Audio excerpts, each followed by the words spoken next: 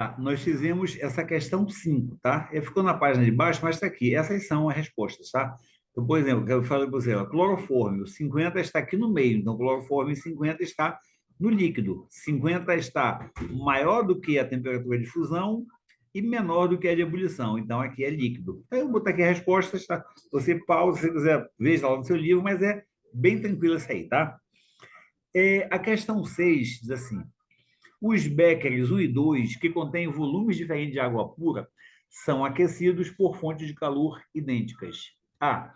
Indique em qual dos dois béqueres a água entrará em ebulição a uma temperatura mais alta. Justifique sua resposta. Nenhum dos dois, né? Em ambos, a água vai entrar em ebulição na sua temperatura de ebulição, no seu ponto de ebulição, que é de 100 graus. Então, não interessa a quantidade. Aqui, a água vai ferver, vai entrar em ebulição a 100 graus. Aqui, a água vai ferver a 100 graus. Agora, indiquem, então, repito, a temperatura que vai ferver, não importa a quantidade. Eu posso ter 1 mililitro de água, eu posso ter 100 litros de água. Vai ferver sempre a 100 graus. Agora, indiquem qual dos dois béqueres a água entrará em ebulição primeiro. Justifique a resposta. Bem, aí sim. Aí, onde tem menos água, vai entrar em ebulição primeiro, porque vai chegar primeiro a 100 graus. Por quê? Porque se tem menos água, eu preciso de uma menor quantidade de energia para fazer chegar em 100 graus. É fácil, né? Você vê no fogo da sua casa, no fogão da sua casa, uma panela com 2 dedos d'água, uma panela cheia de água, ambas vão ferver a 100 graus, mas a panela que tem 2 dedos d'água vai ferver muito mais rápido, não é verdade? Então, tranquilo isso aí, né? Então, na primeira pegadinha, não tem temperatura mais altas, ambas vão entrar em ebulição com 100 graus. Agora, na B, vai entrar em ebulição primeiro a que tem menos água, porque com menos energia vai chegar já na temperatura de ebulição, beleza? Está aqui a resposta, tá? É,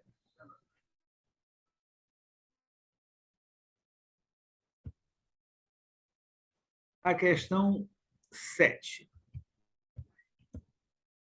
A colisão entre as substâncias reagentes em uma reação química ocorre de acordo com as situações apresentadas a seguir. Situação A, B e C. Indique em qual das situações apresentadas, A, B ou C, ocorreram colisões efetivas e a formação de produtos. Justifique a sua indicação. Gente, olha só, presta atenção, aquela questão de colisão efetiva e colisão não efetiva. A colisão efetiva é aquela que rompe a ligação dos produtos, dos reagentes e faz surgir uma substância nova, que é o produto. A colisão não efetiva é aquela que não consegue romper as ligações lá dos produtos e por isso não consegue romper as ligações do reagente, desculpem, e não consegue formar um produto, não consegue formar uma substância nova. Olhe como é simples isso. Aqui eu tenho uma molécula formada por 2 oxigênio e 1 nitrogênio, que chocou com uma formada por um átomo de carbono e um de oxigênio. Chocaram. Quando terminou aqui, eu tinha uma molécula formada por 2 oxigênio e 1 nitrogênio, a mesma daqui. Uma molécula formada por um carbono e um oxigênio. Ou seja, isso aqui era antes do choque. Aí teve a colisão, continuou a mesma coisa depois do choque. Então, essa situação A é não efetiva. A colisão não efetiva, não formou produto nenhum, não formou nada de novo. As substâncias que estão aqui são as mesmas que estavam antes de haver a colisão. Já a situação B. Situação B, eu tenho aqui, olha, 2 moléculas de oxigênio e uma de nitrogênio, que se chocam, que 2 átomos de oxigênio e de nitrogênio. Essa molécula se chocou com essa, que é um átomo de carbono e um de oxigênio.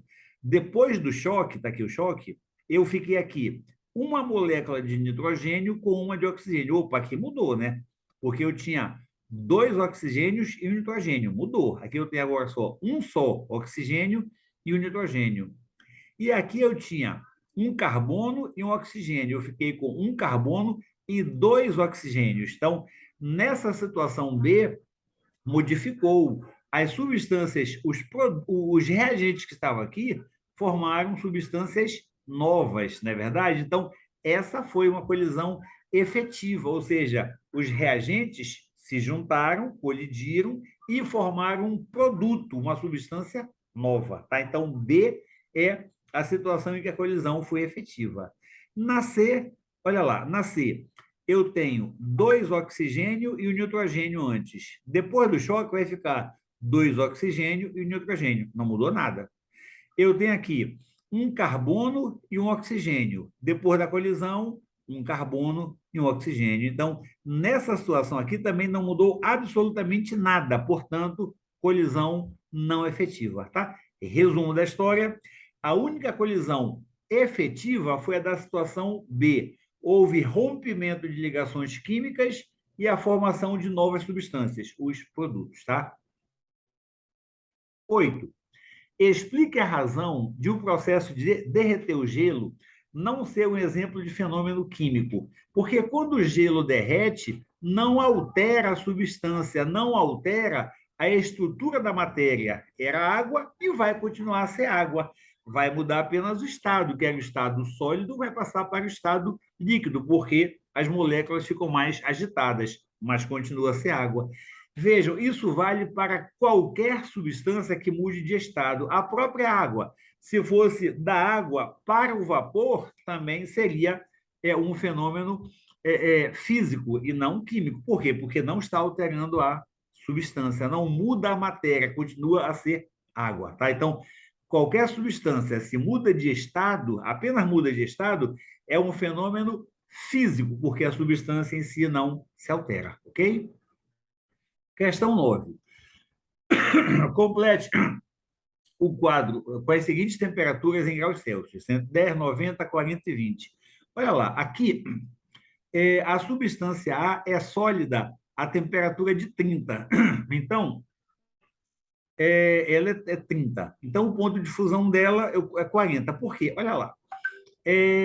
Se essa 30 graus ela é sólida, então essa temperatura de 30 tem que ser menor do que o ponto de fusão. Né? Então, poderia ser 40, 90 ou 110. Vou já ver, você vai entender por que é 40. Olha na B. Na B, a substância B é líquida a temperatura de 30. Se ela é líquida a temperatura de 30, significa que o ponto de fusão dela tem que ser menor do que 30. Menor do que 30 só o 20. Então, aqui é 20. Tá?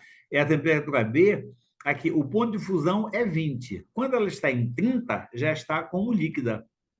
C. A substância C é gasosa a temperatura de 100 graus. Tá? Se ela é gasosa a 100 graus, a temperatura de ebulição dela tem que ser menor do que 100. Não pode ser o 110. Também não pode ser 40 e 20 já foram usados. Só resta o 90. E, por último, a substância D é líquida a temperatura de 100 graus. Ora, se ela é líquida a 100 graus, significa que ela só vai evaporar, o ponto de ebulição dela é maior do que 100. Então, aqui o ponto de ebulição só pode ser o 110. Está aqui, 110. Tá? Então, é só você raciocinar com isso. Se ela é líquida, significa que o ponto de fusão é menor do que isso. O ponto de ebulição é maior do que isso, porque no ponto de fusão ela ainda era sólida. No ponto de ebulição ela já virou vapor, tá? É chatinho, mas é só uma questão de você parar e pensar que é bem simples. Veja a temperatura e você vai saber se líquida, porque se está líquido, a temperatura de fusão vem antes, a temperatura de ebulição vem depois. 10. Os diferentes materiais apresentam características ou propriedades distintas. No entanto, algumas dessas propriedades são ditas gerais, visto que podem ser exibidas por todos os materiais. Outras são ditas específicas, podendo diferenciá-los. A. Cite 2 propriedades gerais dos materiais. Eu coloquei logo aí as 5. Massa, volume, impenetrabilidade, elasticidade e compressibilidade. Tá? E a B diz assim: a água é uma substância essencial à manutenção da vida. Indique 2 propriedades facilmente observáveis que nos permitem diferenciá-la de outras substâncias, a densidade da água, né? A temperatura de fusão, que é 0 grau, a temperatura de ebulição, que é de 100 graus, isso já diferencia a água de qualquer outra substância, beleza? A questão 11, ela faz quase que um resumo da matéria toda. Eu vou deixar ela em separado, vou parar esse vídeo aqui e deixar essa questão 11 em separado.